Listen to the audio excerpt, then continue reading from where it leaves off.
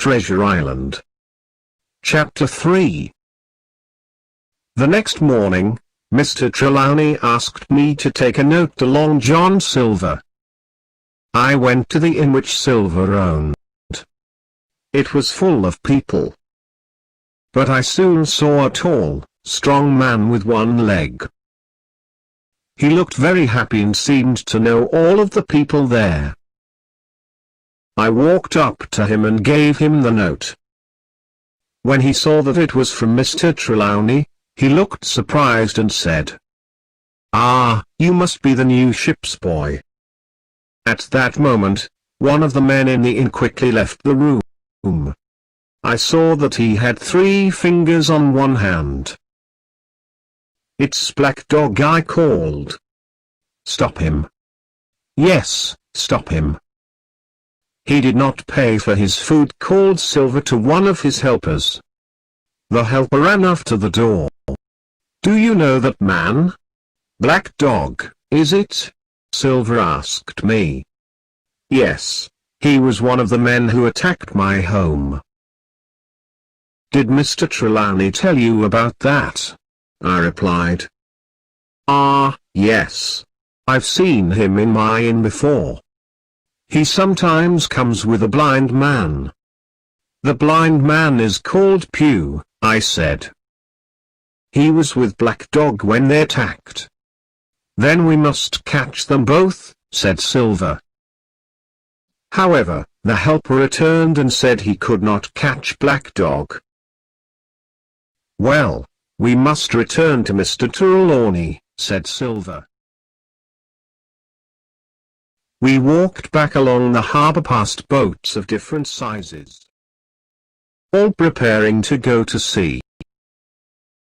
Silver told me all about the boats, and I knew that he was a great sailor.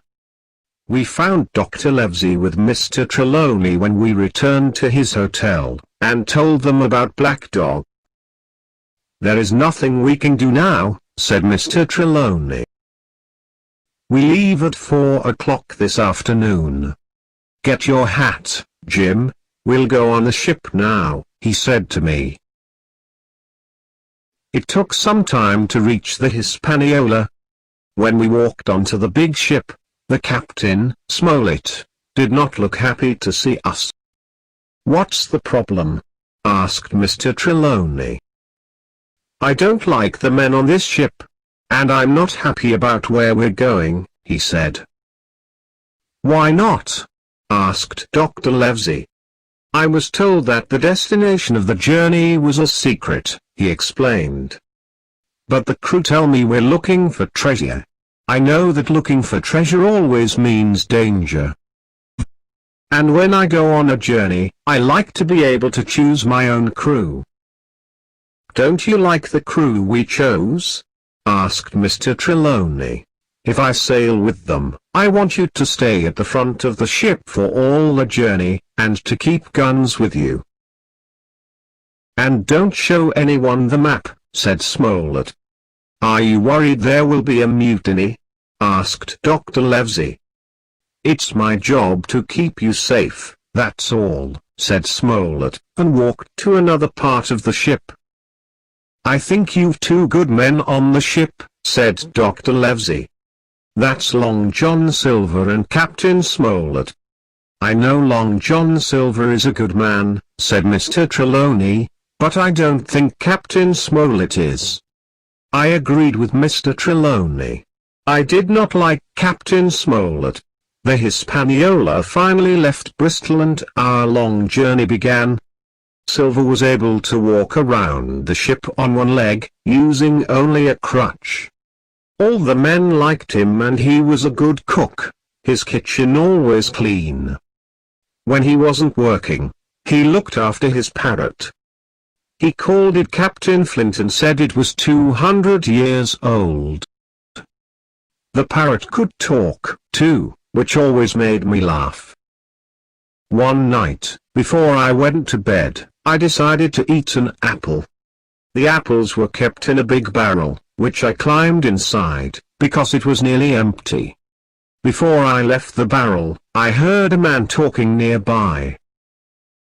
It was Silver, and what he said was terrible. On the journey, Flint was the captain, he said. It was then that I lost my leg and Pew became blind. After the journey, I put a lot of money in the bank. It was a great journey, and most of the same crew are on this ship today. You won't be able to return to Bristol after this journey, said another sailor called Dick. What will happen to your inn? I've sold it, said Silver.